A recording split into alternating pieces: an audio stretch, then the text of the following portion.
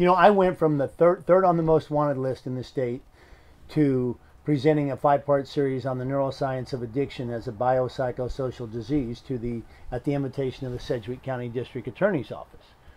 So that right there says a lot to me in the terms of, hey, I was never really that bad of a person. I was a person that started using drugs. They ended up taking over my life, and I got on the wrong path. And I didn't, you know, just became captured in my own prison. And that ultimately led me to be busted once, twice, 3 times, and ultimately get a 25-year federal mandatory minimum prison sentence without any possibility of parole. You know, I needed some accountability, and I definitely would say that the time I spent in prison, the 10 years, was one of the best things that ever happened to me, because I needed an intervention.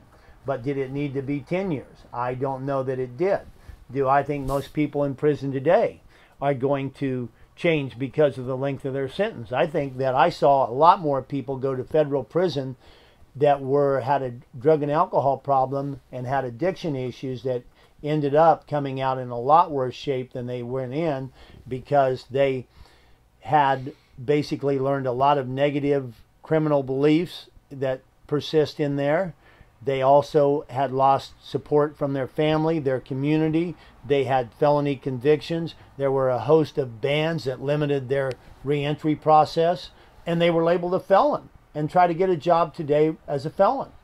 And we have so many people in this country, and I have patients every day that just pains my heart. They are so talented, and yet they can't get a job because everything's done through the internet. And as soon as they see that they have a felony conviction on that box, they're done.